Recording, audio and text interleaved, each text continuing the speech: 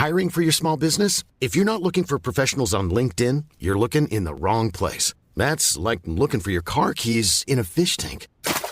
LinkedIn helps you hire professionals you can't find anywhere else, even those who aren't actively searching for a new job but might be open to the perfect role. In a given month, over 70% of LinkedIn users don't even visit other leading job sites. So start looking in the right place. With LinkedIn, you can hire professionals like a professional. Post your free job on linkedin.com/people today. The mamas, bonus moms, office moms, moms of moms. This Mother's Day, give back to the ones that have given us so much. 1-800-Flowers helps you celebrate all your amazing moms with handmade bouquets, sweet treats, gourmet food, and one-of-a-kind gifts. Ordered easily and delivered fresh. For a limited time, you can save up to 40% off Mother's Day bestsellers at 1-800-Flowers.com/ACAST. Don't wait. Order today and save up to 40% at 1-800-Flowers.com/ACAST. Everyone knows therapy is great for solving problems, but getting therapy has its own problems too, like finding the right therapist, fitting into their schedule, and of course, the cost. Well, BetterHelp can solve those problems. It's totally online and built around your schedule. It's surprisingly affordable too. Connect with a credentialed therapist by phone, video, or online chat, all from the comfort of your home. Visit BetterHelp.com to learn more and save 10% on your first month. That's BetterHelp, H-E-L-P. And Percy's been reading the whole thing out loud this whole time. To a bunch of kids, a bunch of youngins at the campfire. This is bad. This is a bad idea.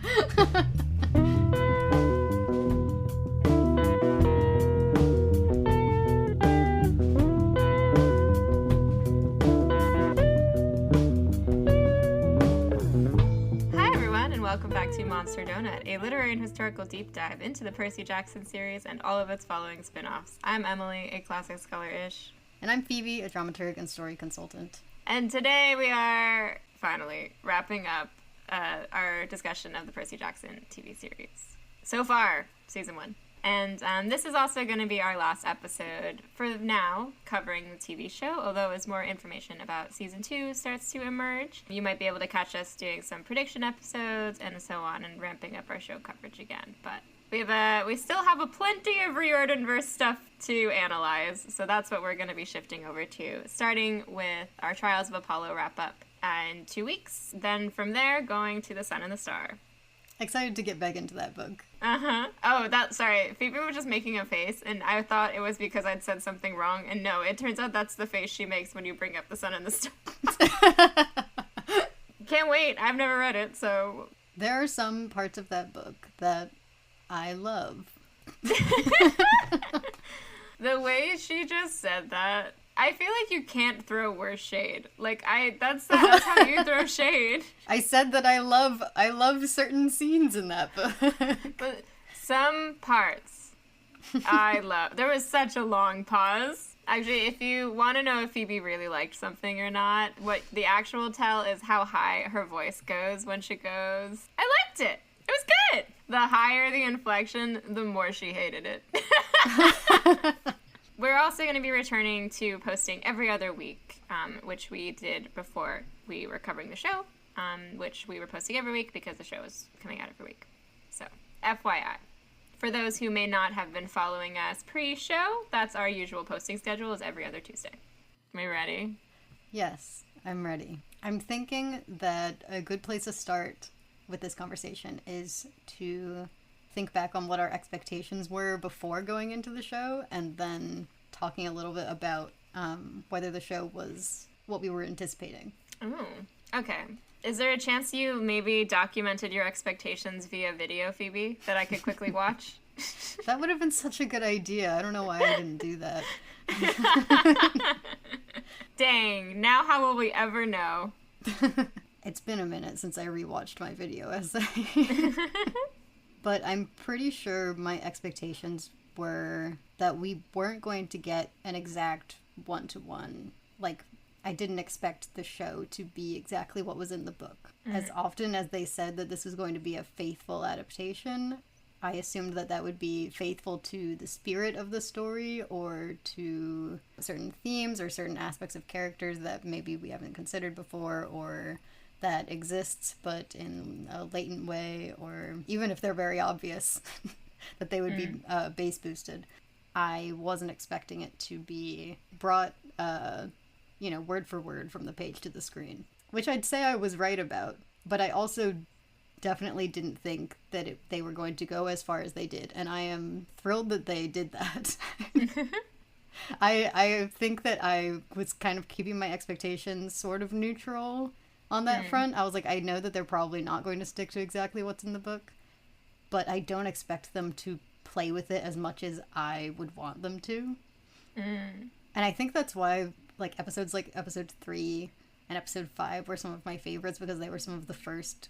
Episode 3 was the first where I was like, oh, they're definitely playing with this in the way that I was hoping that they would. And then episode 5, it thrilled me because it was so different from anything that was on the page.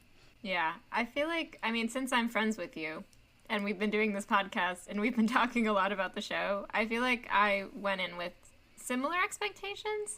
Also, I think what contributed to that, too, was since we've been doing the podcast, I feel like the books that we've read for the purposes of the podcast are very different to the Percy Jackson books I remember reading growing up, because I think growing up, I wasn't sitting down and being like, let me analyze these books. And it's not that I wasn't expecting them to have a lot to talk about when we started the podcast, but I don't think I fully realized just how literary these books are under the surface. Especially the original series really stands up to this kind of analysis in a way that I have been extremely pleasantly surprised by. You thought I just spent the last 15 plus years analyzing a book that didn't deserve it? Baby, you've watched all 15 seasons of Supernatural, okay? And you can deep dive into Supernatural for ages. There's plenty there. I think you can deep dive on anything. I think you can do that. You have that superpower. But it's just that, I don't know. I remember the books being good, but I think it was definitely just, a different perspective on the books than I think I've had before. So, having come off of it also from that angle, I was sort of expecting the show, I think, to match up with what I had just read, which was, the more literary side of the books. And that's kind of what I was hoping for, because I thought that would be really cool. And having seen, I think at the time, we at least went to Comic-Con and the trailer came out, half of Black Sails, I was hoping they'd bring out all of that. I think that's part of why I was confident in starting the podcast, because I had seen Black Sails, and I knew that if they were bringing any of that energy into Percy Jackson, it would be worth podcasting for an entire year in preparation for. I think, though, I was expecting them to change things, but it was never the way I thought they were. I was expecting them to change things in a way that pulled out more interpersonal drama in terms of, are we going to legitimately think Annabeth is the lightning thief going into Hades type situation? Yeah, looking back, I think there were a lot of things that I was fairly sure that they were going to change, and that they did change. So, I'm thinking of the Medusa scene. I expected them to change the Krusty scene. I expected them to change the Gabe scene. I don't know if I expected them to completely remove Western civilization, but I knew that the way that we approached that would be very different.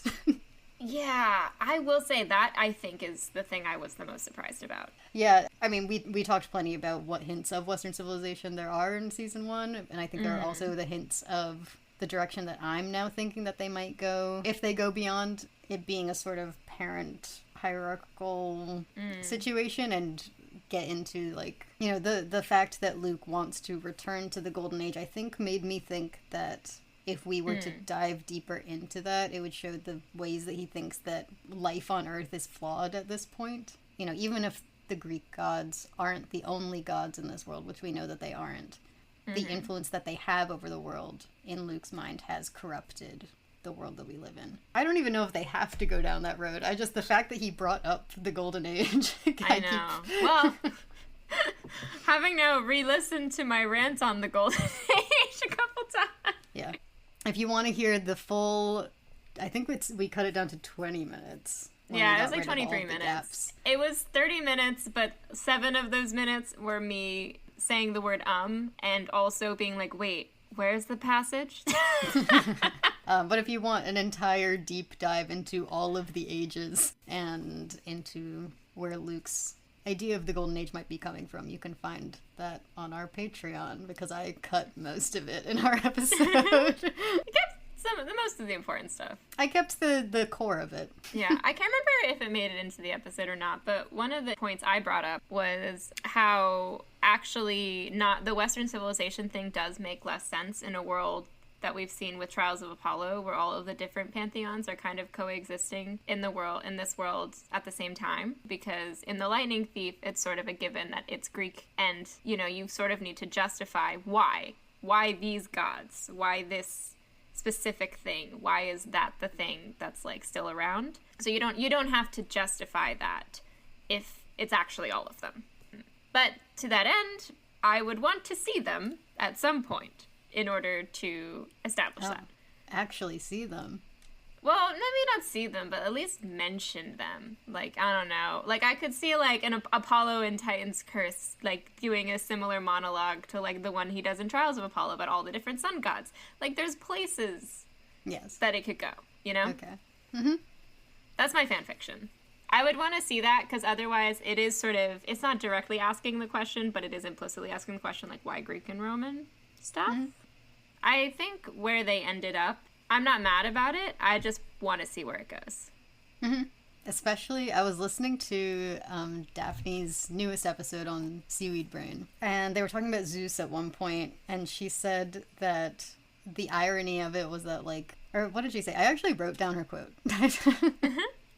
She said, in Black Sail's speech, Zeus is civilization, although so is Kronos. I mean, that's the irony in this, is that these kids are caught between a bad dictator and a bad dictator. I mean, I feel like it's pretty clear based on the scene that we did get with Zeus, but... Oh, yeah. That specific perspective, I was like, okay, I'm looking forward to the way that this is going to manifest in later seasons. While we're talking about changes, we got a question from a couple of people, one from Sophie and one from Casey, essentially asking what is each of our favorite and least favorite changes from the book to the show. I think my favorite changes were, I loved episode 5. I loved the cave puzzle. Thank you, Dan Henna. Thank you, Zoe Neary. Thank you for giving me a puzzle to solve. I loved the scene between Grover and Ares as well. I loved all the flashbacks, too. I really, really, really enjoyed the flashbacks. I guess I enjoyed the B plot. One of the things I was really hoping the show would do was just round out a lot more of the characters in the world. Like, give us, the books are on Percy's perspective, so giving us, stuff outside of that, new stuff, I was really excited by. And I think it really delivered, especially in those moments. Just, getting to see a lot more of Sally, getting to see, the Sally and Poseidon scene. Again, the Grover and Ares was just so good. Yeah. I mean, a lot of mine also come from episode 5.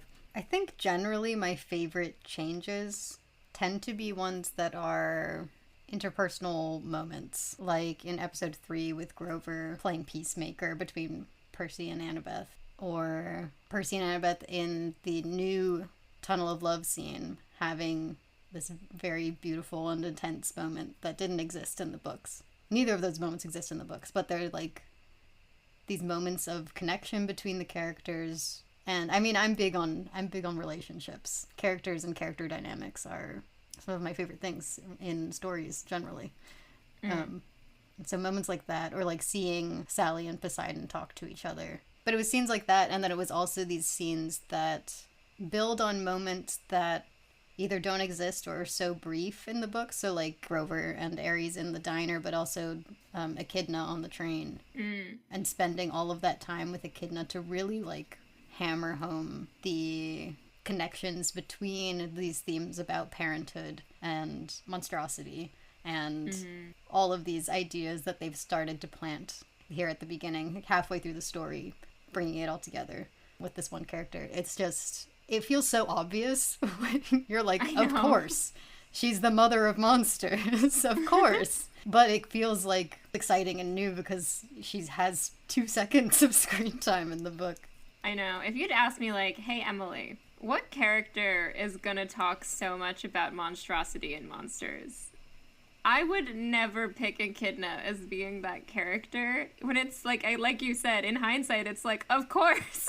Like, who gets your favorite monologue in the season? I'd be like, well, probably Luke. I don't know. No, Echidna.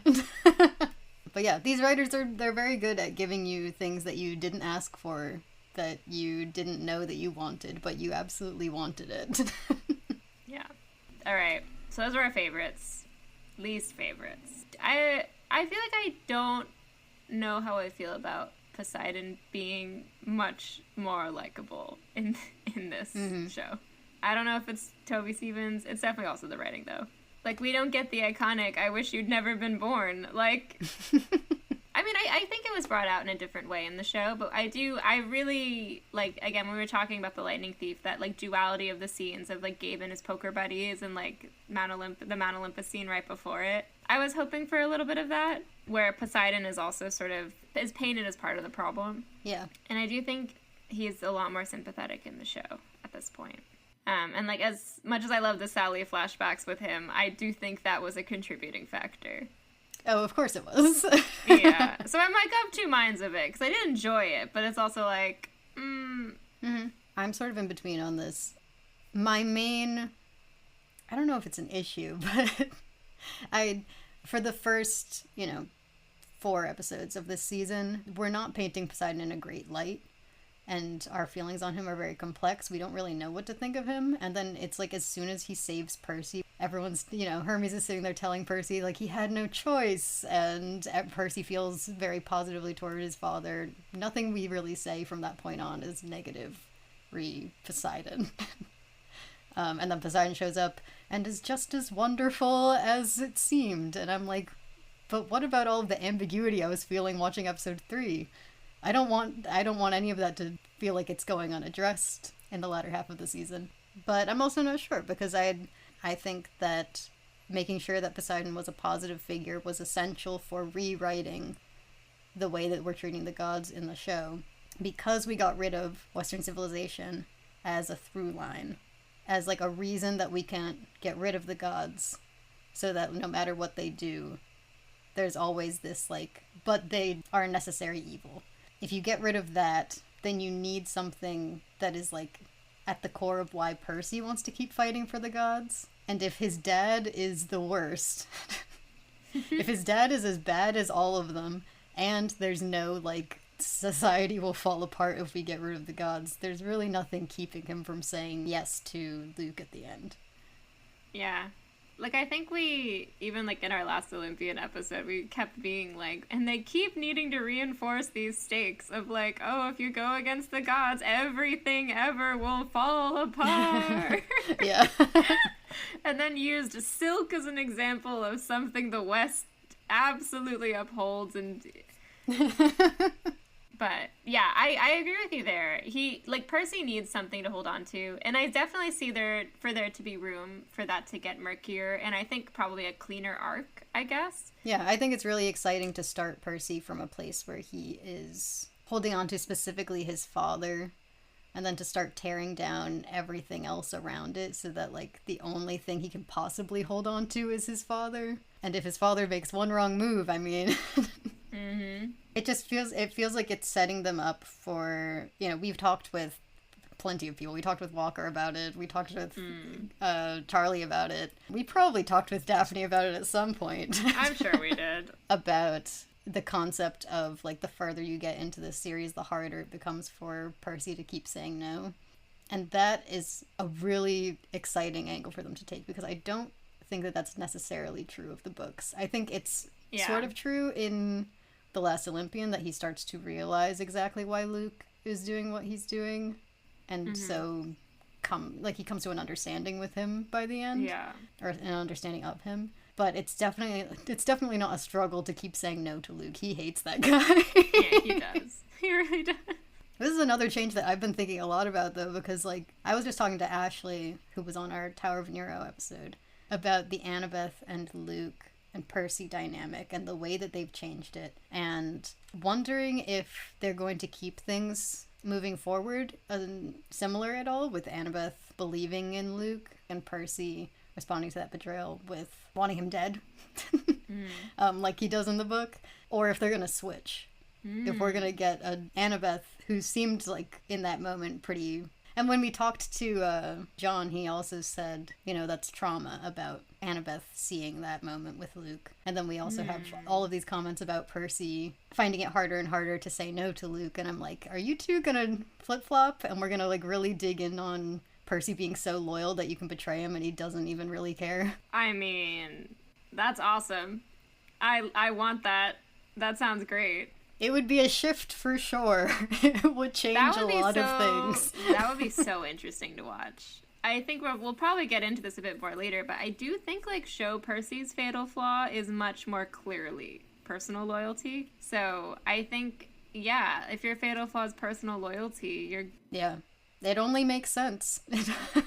I mean, in the book, that loyalty manifests more as a deep, deep betrayal when someone does something that is disloyal to you. So like Luke betraying Percy, or like Nico giving Percy up to Hades.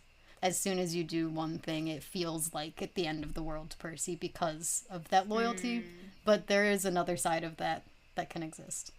That would be fun to explore. She also brought up the idea that if both are going to hate Luke for this, how interesting it would be to bring in Thalia as the one person who still believes in Luke. Well, because I think Thalia kind of does, in, like, the Titan's Curse, she gives up on Luke at a point, like, during the final battle. And that's such a powerful moment in the book. That's the reason she kicks Percy out of her car, is because he's like, we're going to see him again. You're going to have to fight him. That duel between them, I'm excited. Luke and Thalia, or Percy and Thalia? No, Luke and Thalia. Both. Like, again, I remember when we were talking about the book, I was reading this book, and I was like, they're having the fight of their lives over there. That's Duel of the Fates. That's Battle of the Heroes. That's happening over there, and Percy's too busy holding up the sky to notice. Like, I'm expecting Star Wars level fight choreography. Pull out all the stops. Which Star Wars, though? Battle of the Heroes. Obi-Wan versus Anakin Phoebe. The only Star Wars. There is some truly hilarious fight choreography in that scene, are you sure? What are you talking about? No. I need a backdrop. I need Barry McCreary to do his best John Williams. I need Sanskrit lyrics being yelled at me from a chorus. I love how none of this is choreography. It's all the ambiance. I need lava, Phoebe. I need lava. Yes, the ambiance, the drama of it all, the gravitas. I told you, it's my Agni Kai is that fight. That's a good one too. Yeah. It's one thing to play like dramatic music in the background, but that like sad music that plays in the Agni Kai scene that makes it feel like this is the fight that we were waiting for, and it's just the worst thing I've ever seen. Like the fact that this is happening in front of me. Yeah, like, this isn't an awesome fight. You should not feel okay. You should not feel excited about this. This is sad. This is really, really sad. And it ends with him getting kicked off a cliff. Or else. At Jonathan Steinberg. Okay, I didn't list what my least favorite changes were. I have maybe my things that I feel like they could improve in later seasons, or where things aren't quite clicking. But the things that upset me the most, just like emotionally, not intellectually, were the fact that my two favorite moments from the book were not in the show. What were they?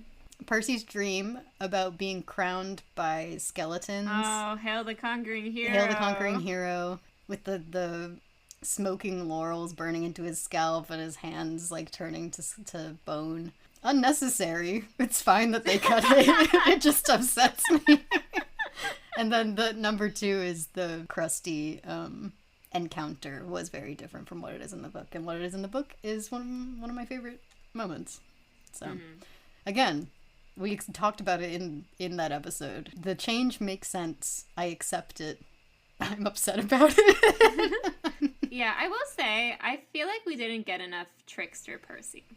Which, again, is something I can see we can, like, maybe watch him develop into over the course of the show as it continues, but I want to see it, because I do think that's an important piece of how he approaches a lot of these encounters. Yeah, I mean, I think that's the biggest loss of the crusty change, is that that's the moment where you fully get to see how he engages with the situation, where you get rid of all of his friends, you put him in a situation where he knows that he can't possibly physically fight back, and so it's sort of, what do you do when you're left with your like basest instinct, which to Percy is talk, manipulate the situation to your advantage. And that's consistent throughout all of these books. And so that's a moment that is important for setting that up, but it's also something that whenever he first does it later in the show will then be the moment that sets that up. I don't know when that will be now. I mean, if you can invent an entire new encounter in the Tunnel of Love, you can do whatever you want. Season 2. So it could be anything. But of the encounters that exist already, it won't be the sirens. There could be a moment with Circe, but... What if it's a moment with Blackbeard after Cersei? I'm just saying. What if? What if he steals his ship with cunning? What if? That'd be pretty funny.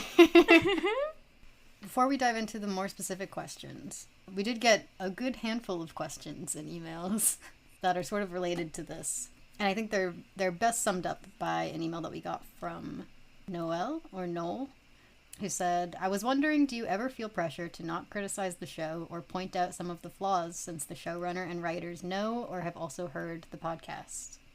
No. Anyway, moving on. No, we do genuinely really like this show. And I think also, like, just hearing about our expectations for it and stuff, I think it's pretty obvious why. But we've also, I feel like this is a good opportunity to maybe talk a little bit about our analysis and our sort of philosophy with how we've been running the podcast. Because you might have noticed we don't really dwell on critique on any of the episodes. When we set out, we decided that the way we wanted to talk about all of the works we were analyzing were essentially as complete texts in which we are assuming that every single thing in the texts is an intentional choice on the part of the authors to tell us something about the work. That doesn't mean that we think they're perfect by any means, but what it does mean is that usually when we run into, and you've probably like heard us have this conversation a lot on the podcast, when we run into stuff where we're like, oh, I don't know why this is here, or this is confusing to me, or I don't know if I like this. On this podcast, that's usually sort of the beginning of our conversation. And then we often look for other places in the work that could like explain why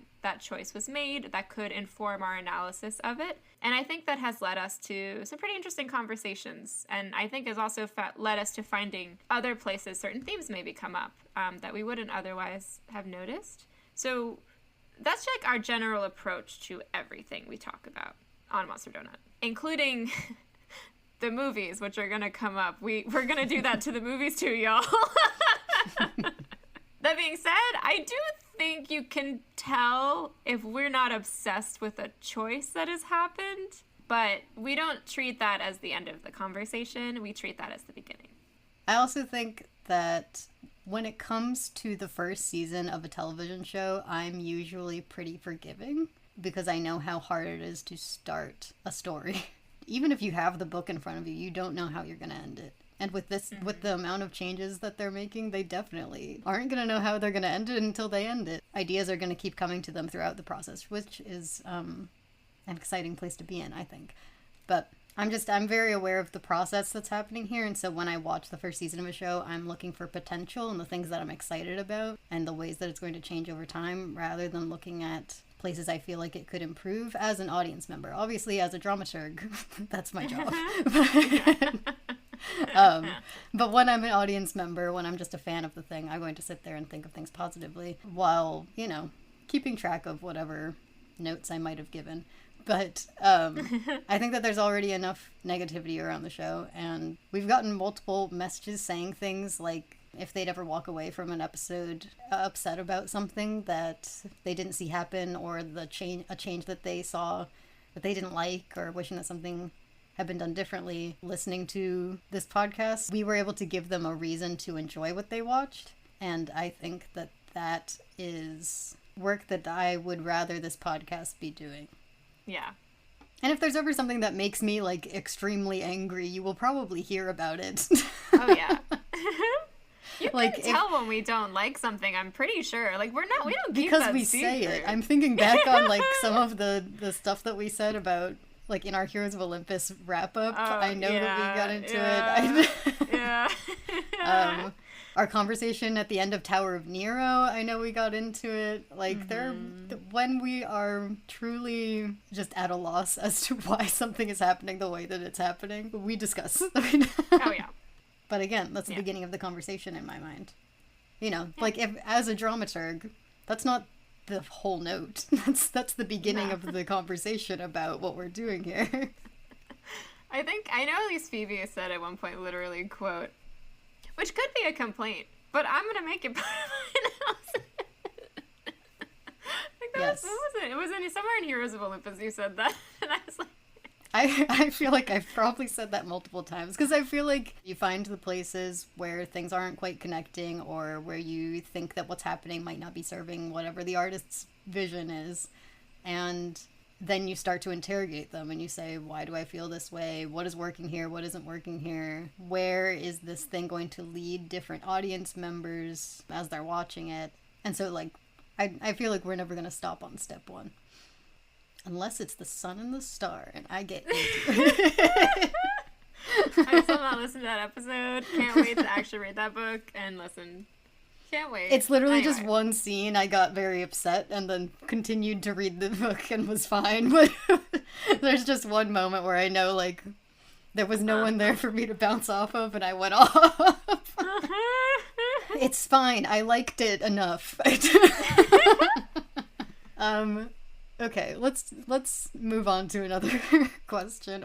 I want to move on to a question from Mason that I absolutely love. Mason said, in your wrap-up for the first series, you discuss how Percy, as a narrator, may be avoiding telling some of the details of his battles, and how this might soften our view of him as a character.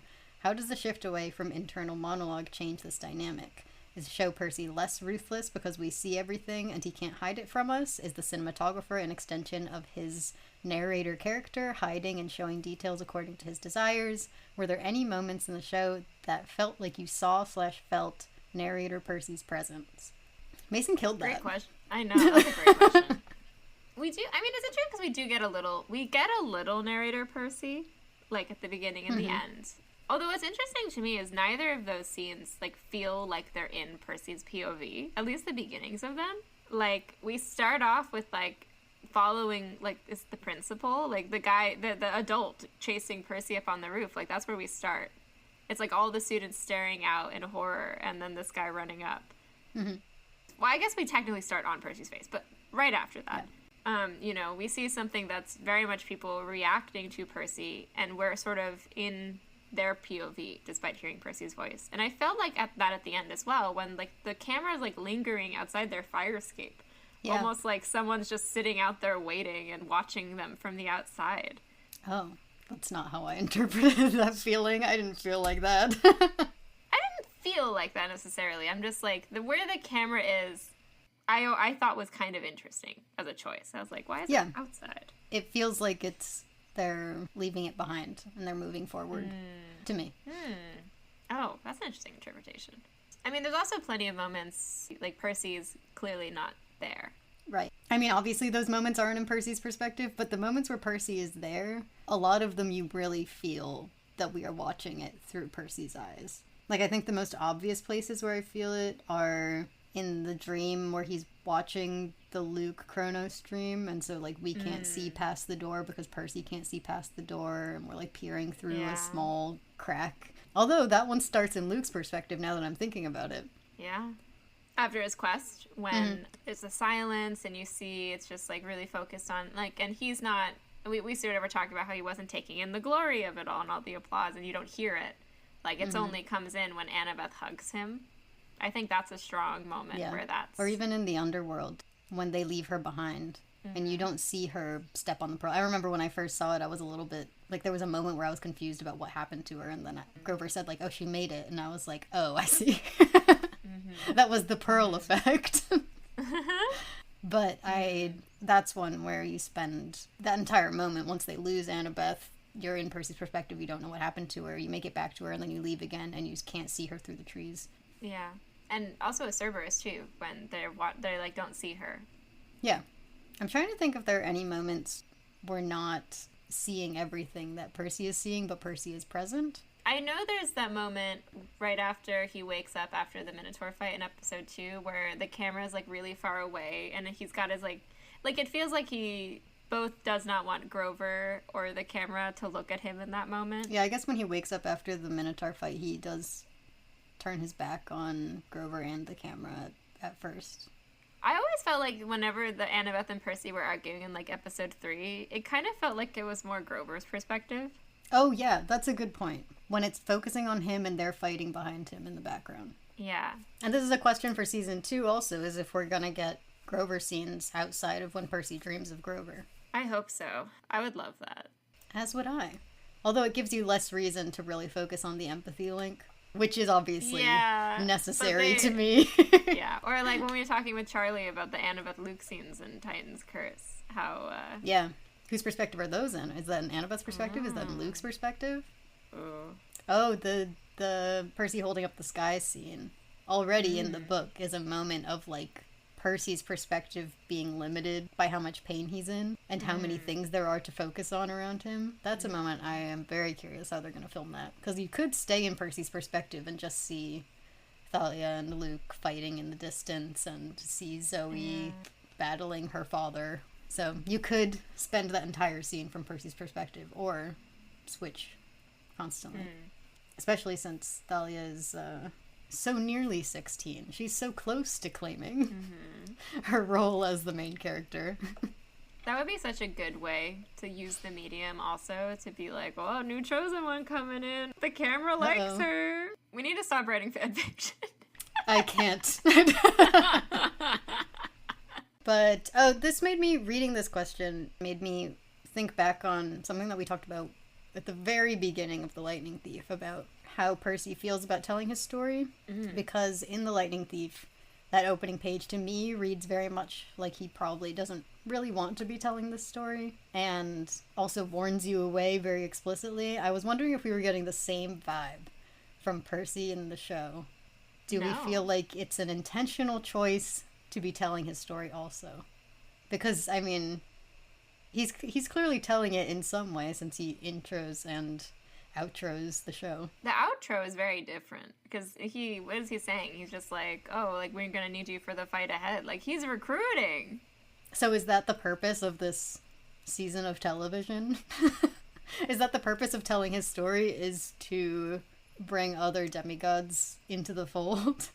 It's interesting, because I think he goes on a bit of a different journey in the show than he does in The Lightning Thief. Because, like, the thing is, in the show, Percy very explicitly resents being thought of as special. And that's sort of a core piece of his character. And I do think it maintains a through line, because we talked a lot about how him not wanting to be special is one of the main reasons why he's not that interested in glory for glory's sake and stuff, which is sort of a huge piece of why he's different than a lot of the demigods. I think, like, why Annabeth sees that in him, and how he sort of exists outside this world where that is sort of the ultimate thing.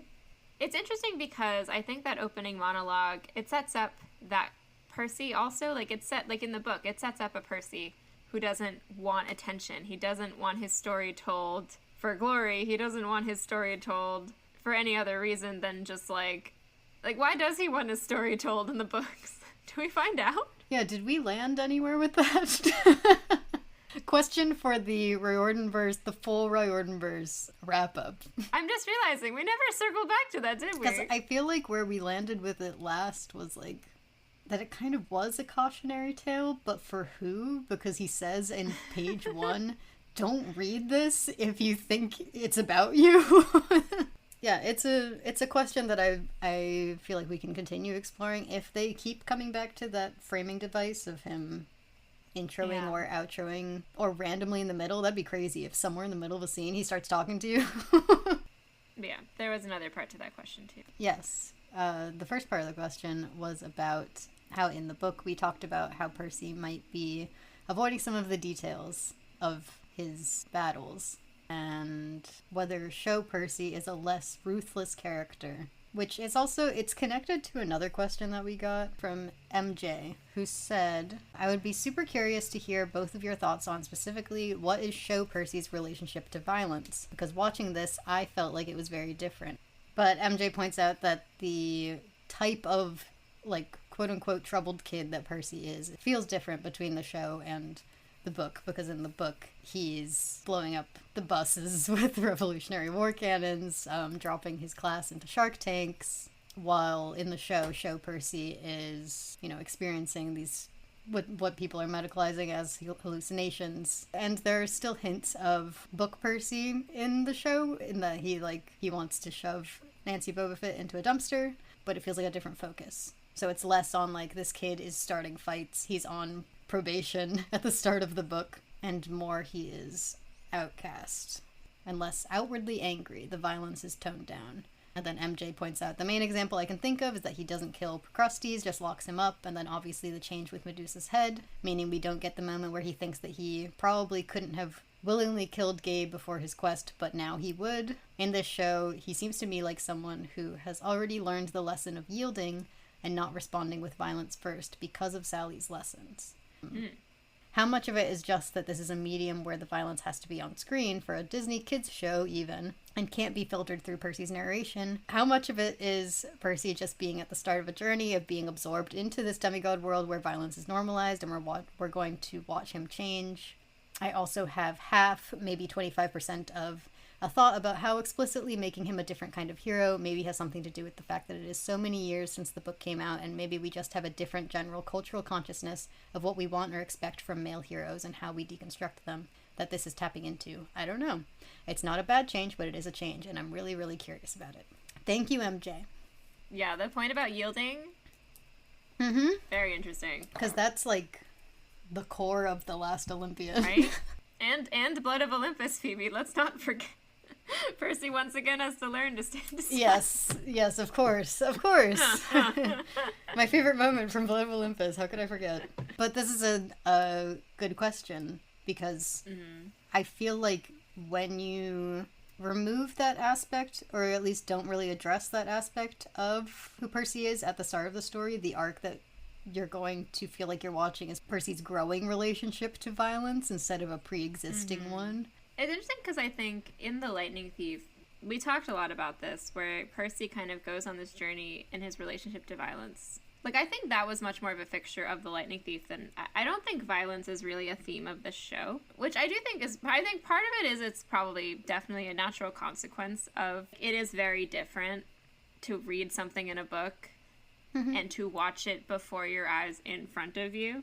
Like, I'm thinking, for example, like, reading about the Procrustes scene versus, like, comparing it to, like, even, like, that first episode of Game of Thrones. Like, one of the first things you see Ned Stark do as a character is, like, behead a guy from the Night's Watch. And, like, it's filmed really far away, and it's still, like, it's wild to watch a person actually do that. And those are, like, adult characters in a world where this is normalized and perceived as justice. Like...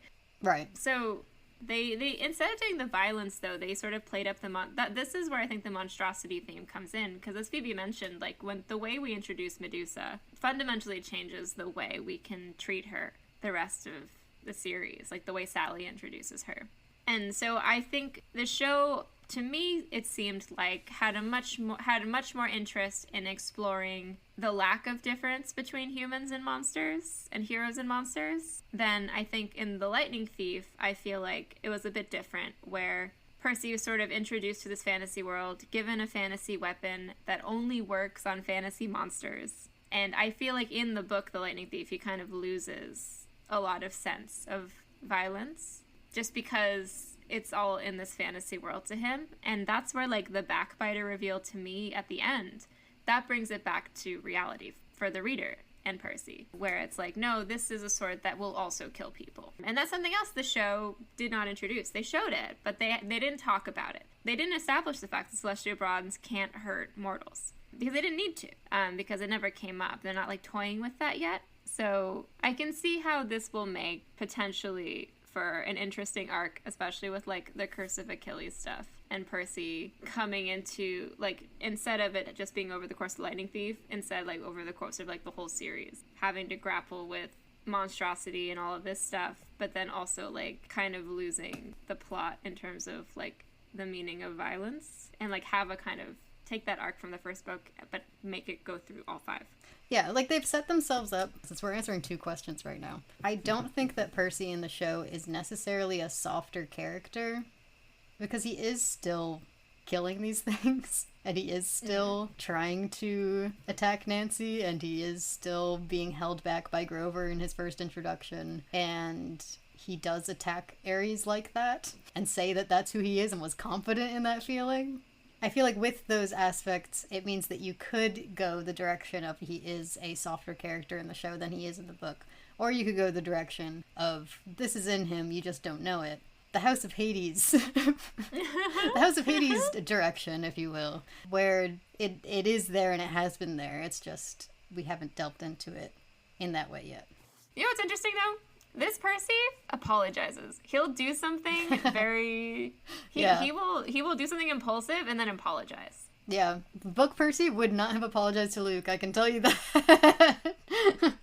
This reminds me of that moment in The Titan's Curse where Thalia shocks him by accident and starts apologizing, and he immediately goes after her as she's apologizing.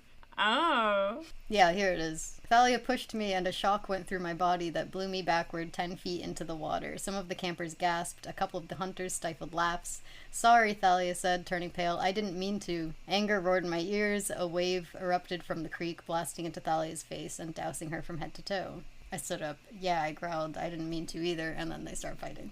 Yeah. Parallels. Speaking of Percy's, anger, though, something I did want to, come back to theme-wise was how betrayals function in the show versus in the books. Because the show, we kick it off with Grover betraying Percy in a way that really cuts deep.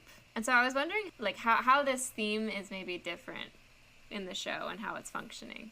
Yeah, I feel like when I think of the books, I think of Luke's betrayal as being, this first big moment of betrayal in Percy's life. Because we have us kicking it off with Grover betraying Percy and with Percy starting to feel that sort of distance from his mom because of the way that he finds out about camp.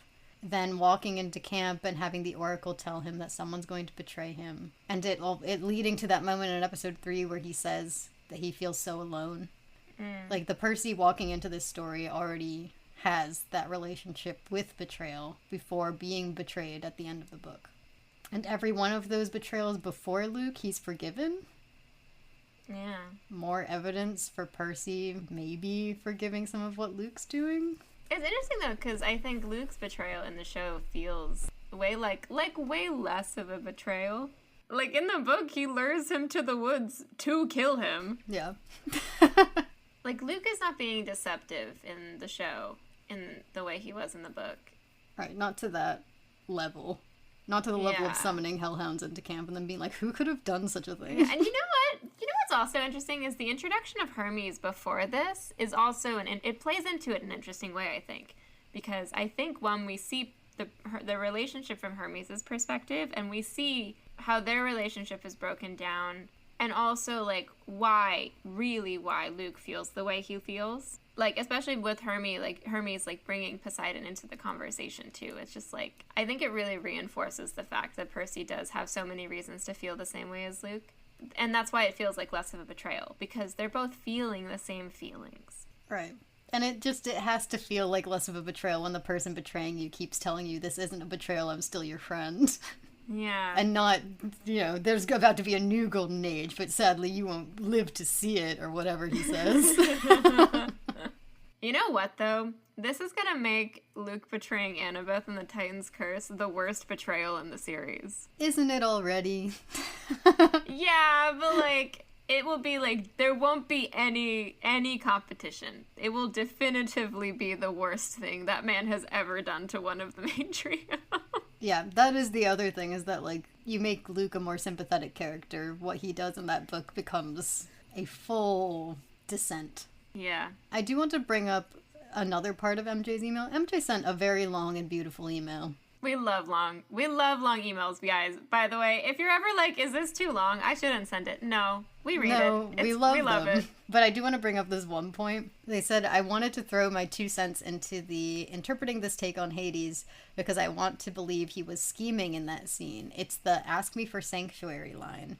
In The Last Olympian, he wants to keep Percy imprisoned / maybe kill him, don't worry about it, long enough for Nico to become the hero of the prophecy. So here he's offering Percy sanctuary, but maybe he's also finding out that Kronos is stirring again. The prophecy could kick off, and at this point, if he banished Percy and then pulled Bianca out of stasis, she could be the great hero. I just think that would be neat. Great point. I agree. That would be neat. Yeah, I enjoy this interpretation of the ask me for sanctuary line because that was I feel like I have 15 different interpretations of that line. And now I have 16, so this is great.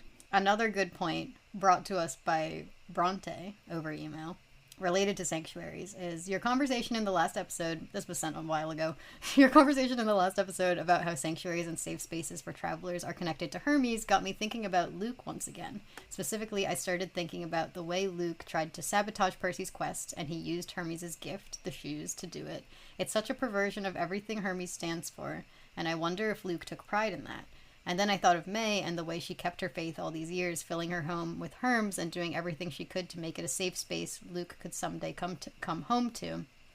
What must it be like to grow up in a space that's designed to ward off evil, but that feels so unsafe? What must it be like to grow up hearing about your father as a protector and constantly having to wonder why he's not protecting you? There's just so much to unpack here, and I will be thinking about it for the rest of the season. Y'all have been sending some absolutely incredible analysis. Oh my gosh. You have made me sad about Luke in a new way, Bronte. It's interesting, too, because historically, like, we know of at least one really famous example of my problematic fave, Alcibiades, allegedly going around Athens and cutting all the penises off the Herms right before I was just thinking of this story. Yeah, and so he was put on trial because it was a horrible omen. That was not just like sacrilege, but like, oh, you just destroyed all of our things for warding off evil on the brink of like a huge war. It was to the level of like treason, basically. It was like, how could you betray us on a societal level? And in a way, my other problematic fave, but for very different reasons. He's sort of doing the same thing where he's sort of symbolically castrating. Yeah, it's Luke. I mean, I assume, we don't know, but I assume that the shoes were given to Luke for his quest. And so it's him taking this thing that was supposed to protect him once upon a time, that was theoretically supposed to be a symbol of his father. Yeah, although the other thing that is kind of interesting is that Hermes is also sort of a trickster god. Mm-hmm. So, on the one hand, he's the protector of travelers, but also on the other hand, he's a trickster. It does actually bring to mind, like, an interesting dual facet of, like, what Hermes represents. Yeah, I mean, I'm thinking a little bit about our conversation about his diary, because I know I talked a little bit about moments that very easily could have been Hermes helping him and Luke brushing them off as chance, and I'm also thinking about how Luke probably couldn't have gotten away with being the lightning thief if he didn't have some of his father's thieving nature.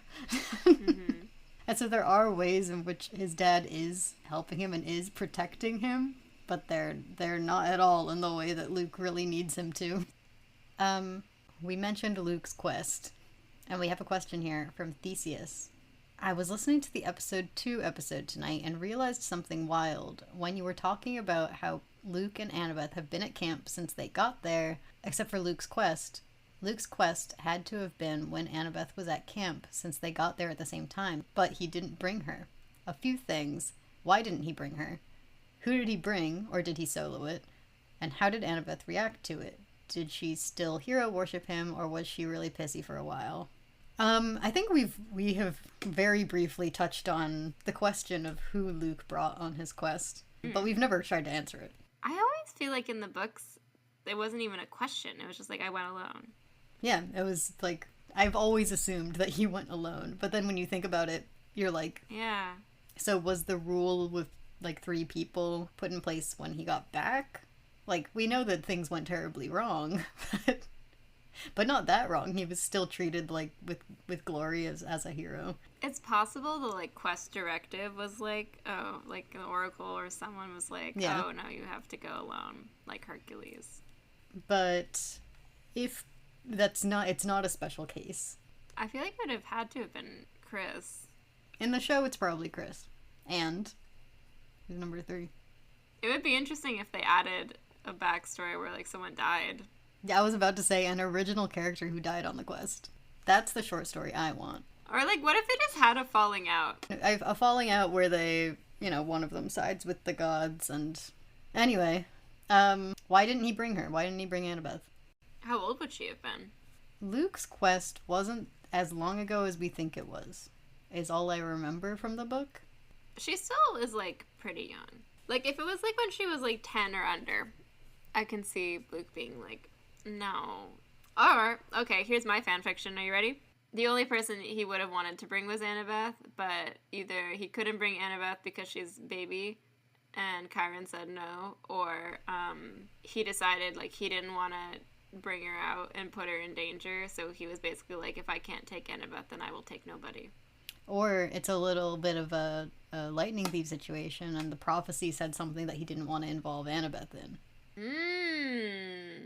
Okay. I like it. The prophecy is like, you will return alone or something. Right. And he's like, okay, I'm not bringing Annabeth. Yeah. Okay, how did Annabeth react to it? Still hero worship, especially in the book. Maybe not in the show, but... I don't know if I'm getting hero worship from her in the show, is the thing. Yeah. He's her older brother, but she doesn't worship him. It's interesting, though, because I feel like show Annabeth is a lot more, I don't think we really see that she wants to leave camp necessarily. I think we see that she wants responsibility and that she wants to, like, go on a quest and do well. But I don't think we see the, like, need to leave camp. Mm-hmm. Not in the way that we see, even in other adaptations. You know what we haven't talked about?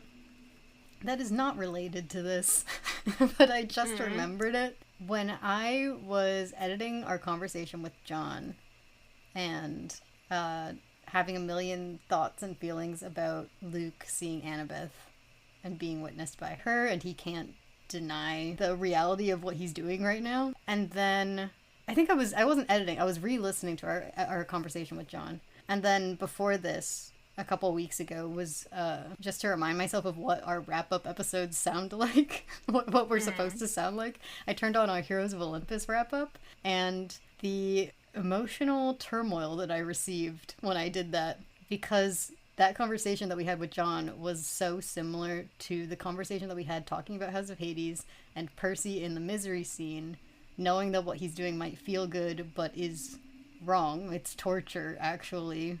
And he only really feels that when he looks up and sees himself being watched by Annabeth.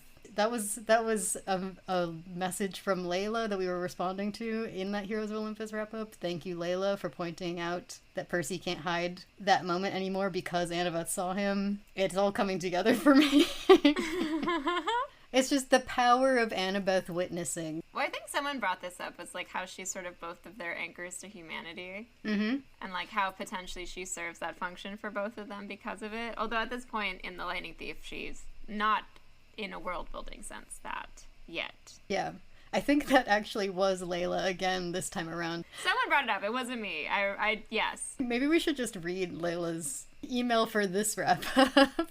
This is a very long email. Again, I'm going to read pieces of it. The entire thing is, I'm grateful for it. Layla said, I enjoyed the extra focus on grief in general this season. Percy and Sally is an obvious one, but I think what's less obvious is Annabeth's grief. A lot of this season is a death of everything she's ever known, and she could either bury her head in the sand to avoid the pain or face it and decide to move forward with what she has. It's a careful balance to maintain because each choice has its merits when it comes to Annabeth's character. She is resilient and has been her entire life, but she's also a kid. Episode 6 really drives this home because here's this girl who, up until this point, has been able to take everything thrown at her in stride and adjust, but when it comes to her past, she's not able to face it. And then episode 7 continues this theme with her getting stuck in the fields of Asphodel. I have been saying Annabeth's been trying to emulate Thalia since she died, and probably railroaded a lot of her own feelings and personality to do it, because, tying it back to grief, it's a way to keep her alive. I also think Luke kind of saw this happening and let it happen. Horrible parenting, BTW. Luke/Hermes parallels with them both being bad father figures to a kid who's already traumatized, even though Luke latched onto Annabeth so fiercely because he wanted to be the good father figure he never had. I can talk about that all day because Luke's got this special relationship with Annabeth that he doesn't have with anyone else, not even his siblings. I think it's because Annabeth parallels his own life so well, and he simply cannot replicate that no matter how much he wants to, which I don't think he does. I don't think he's even thought about it that much, but it's a subconscious thing that he does, which is why when Percy comes to camp and also parallels his life, but in a slightly different way, he's there trying to be the father he never was. Footnote, I hope y'all know what I mean when I say this 19-year-old is trying to be a father. Yes. Anyway... Annabeth and Luke, similar, but also different, and Percy throws a wrench in their relationship big time, and that messes with all three of them in fun ways. This is so well represented in the final episode, because we have Percy getting to camp, being pulled aside by the girl he's been on this life-altering quest, who he's tried to literally end his life for twice, and the guy who he considers his first friend at camp. You'd think this would be a pretty chill moment for him, because it's two people he likes. Well, no, the blocking of that scene is so interesting to me. We've got Annabeth and Luke standing side by side, finishing each other's sentences, and then Percy standing opposite them. The really cool part is he's still wearing Annabeth's necklace, but now instead of a memento of luck, tying him back to camp, back to her, it's a reminder of all the things he doesn't know about her. 5 years worth of history between these two people he thought he knew, and a college ring as a keepsake of a past she's barely talked about. Then Walker's acting just sells it for me, because I think the moment he starts suspecting something's up with Luke is when Annabeth points out Clarice is still there. And now he's been reminded that Annabeth and Luke are besties for the resties, and he feels as alone as he did when he first got to camp. This is actually sickening if you compare it to the scene in the woods, because now it's Luke who's doubtful of where Annabeth stands. I say doubtful, I mean he's fully aware she's chosen Percy over him. And the necklace, which is still tied around Percy's neck, by the way, takes on a whole new meaning. It's River Styx core. We're getting into very crazy levels of foreshadowing, and I am living for it. Thank you, Layla. Yeah. So I think the detail I got stuck on in that was the knife. Like, that's the knife he gave her. I feel like when I watched it the first time, I was thinking mainly of the throne room scene, but this point, you can absolutely see them both, seeing her as that tether. I think this is a great point, but I'm focusing mostly right now on the idea of Annabeth and her relationship to grief throughout this season, because this is a new place to start her character off in. It makes me wonder what kind of Annabeth we're going to see in season 2. You know, I just thought of, though, thinking about the fact that Annabeth's arc this season is kind of her deciding to reconnect with her dad. Taking all of this in contrast, right? Like this really complicated relationship she has with Luke and the arc that goes on. Something I was just thinking about also is I was thinking back over episode 5 when she's talking to Hephaestus about her mom and her being like, no, I'm actively rejecting that world, but like specifically in response to like taking the glory and leaving behind Percy, and the character who introduces the very idea of glory and all of that is Luke. So it makes me think almost it's like the tragedy of all of that relationship now too has this thing, there's an element to it that it's also like, to quote you, like Luke's problem is that he's too much like his parents. And I wonder if like part of her journey in rejecting her mom maybe threw into relief all of the ways in which Luke and what he wants is sort of still continuing this world that she is now stepping away from. So it's interesting to me that her arc this season is like disconnecting from her found father and reconnecting with her biological father. Yeah. And also on the flip side, I think for future seasons, while we're considering Annabeth walking away from the godly side in that way, we do have to consider Percy entering it. At this point, you know, we talked a lot in episode 5 about how, and they talk about it in episode 5, about how different Percy is from all of them. But there is a godly side to him. He can't be treated through the whole series like he's completely separate from his family. So I wonder how he will interact with that. It feels like the kind of thing that you continue to explore the further into the world he gets. Shall we wrap up this conversation with a last question then? Let's do it. Okay, we can do 2 questions here if we want. An anonymous user on Tumblr asked, why did you guys name the podcast Monster Donut? There are multiple answers to this. The one I like to give is that it's because Percy Jackson is about cycles. It's about monstrosity. Mm-hmm. It's about violence because every time you kill a Hydra, as I pointed out in episode 2, a monster donut appears somewhere else. The other answer is that we needed a name that was recognizable as Percy Jackson related by fans of Percy Jackson. Yeah, that one sounds fake. Yeah, I think it's the cycles thing that we really... Yeah, I think when we were first sitting down, we were like, is there any, like, really iconic, but, like, also kind of low-key? Like, if you didn't read Percy Jackson or know about it, you wouldn't know it was Percy Jackson, like, reference? And the only thing we could come up with, besides Mythomagic, which is taken by Rick, was Monster Donut. And I think one of us said Monster Donut, and then we were both like, yeah, but we can come up with a better one than that. And it turns out we should have, because you can't search Monster Donut. No! I have never in my life known how many people breakfast upon a Monster energy drink and a donut. Nor have I ever realized how much people love talking about monster trucks doing donuts. And if we had just waited another year, we would have been Himbo Juice. I'm waiting for Himbo Juice the podcast. Why haven't I made Himbo Juice merch yet? Wait a second. Brain blast.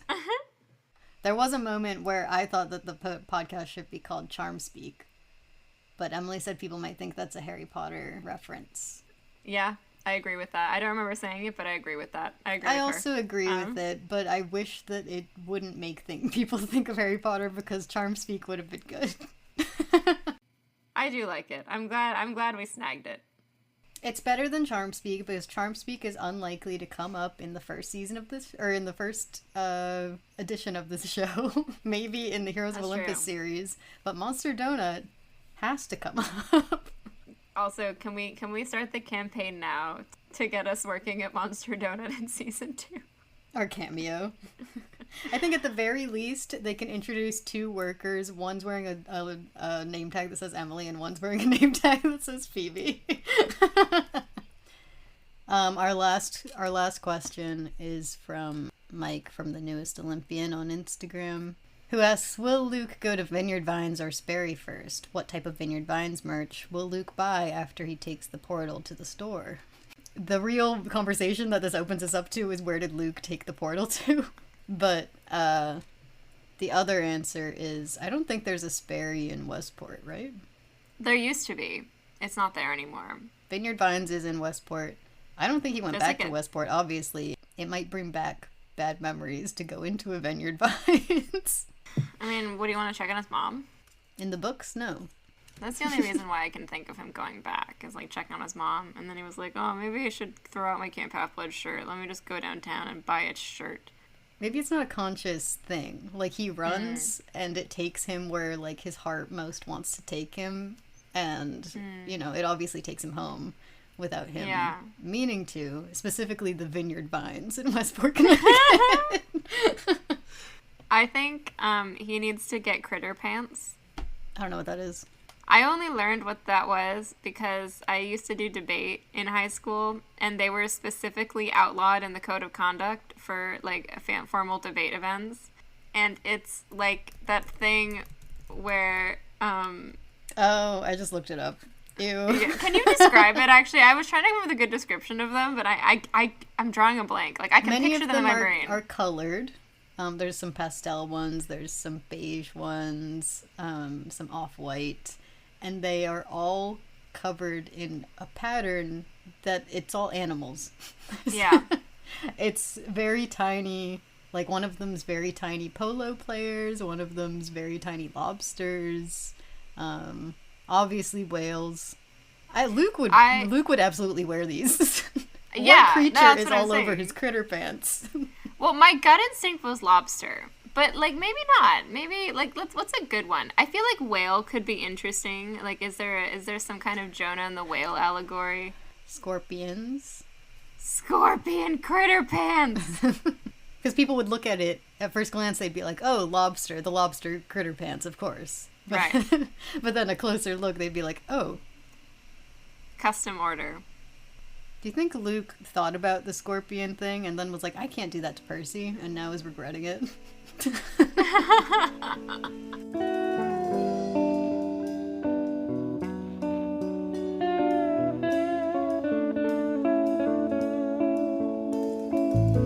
Thank you all for listening to Monster Donut. Next time, get those questions in. It's Trials of Apollo wrap-up finally.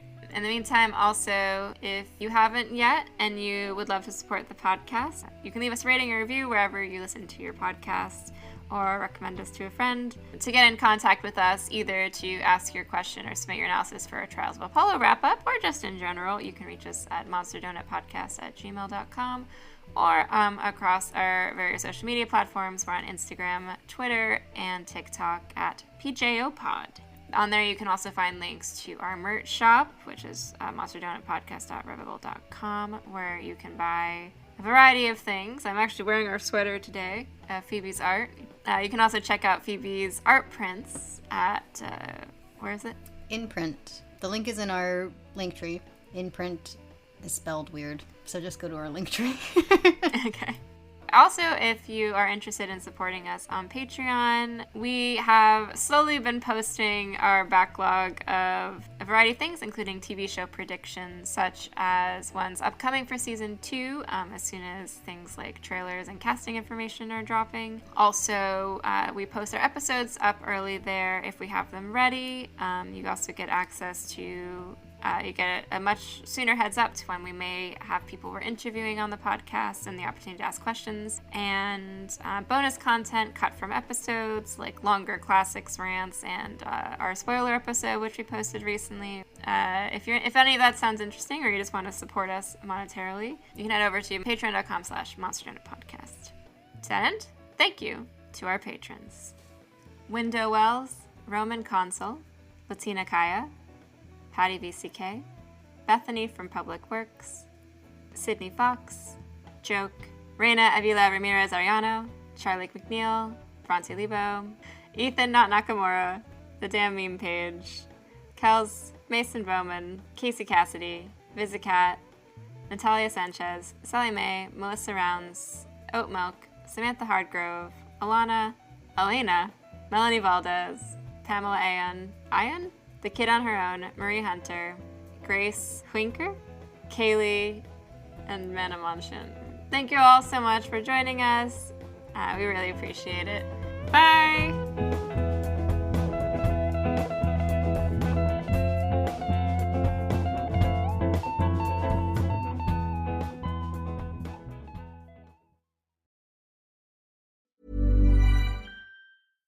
The Mamas, Bonus Moms, Office Moms, Moms of Moms. This Mother's Day, give back to the ones that have given us so much. 1-800-Flowers helps you celebrate all your amazing moms with handmade bouquets, sweet treats, gourmet food, and one-of-a-kind gifts. Ordered easily and delivered fresh. For a limited time, you can save up to 40% off Mother's Day bestsellers at 1-800-Flowers.com/ACAST. Don't wait. Order today and save up to 40% at 1-800-Flowers.com/ACAST. Want to get a chiseled look in the jawline? Sculpt and shape your jawline with added volume from Juvederm Volux XC. Juvederm Volux XC is an injectable gel specifically designed to be robust enough to improve moderate to severe loss of jawline definition. And it is the first and only hyaluronic acid filler approved for the jawline. Add volume to your jawline for a chiseled look with Juvederm Volux XC. For important safety information and to find a licensed specialist, visit juvederm.com. That's JUVEDERM.com. Not for people with severe allergic reactions, allergies to lidocaine, or the proteins used in Juvederm. Common side effects include injection site redness, swelling, pain, tenderness, firmness, lumps, bumps, bruising, discoloration, or itching. There's a risk of unintentional injection into a blood vessel, which can cause vision abnormalities, blindness, stroke, temporary scabs, or scarring. Talk to a licensed specialist to find out if it's right for you. Visit Juvederm.com. That's JUVEDERM.com. Even when we're on a budget, we still deserve nice things. Quince is a place to scoop up stunning high-end goods for 50 to 80% less than similar brands. They have buttery soft cashmere sweaters starting at $50, luxurious Italian leather bags, and so much more. Plus, Quince only works with factories that use safe, ethical, and responsible manufacturing. Get the high-end goods you'll love without the high price tag with Quince. Go to quince.com/style for free shipping and 365-day returns.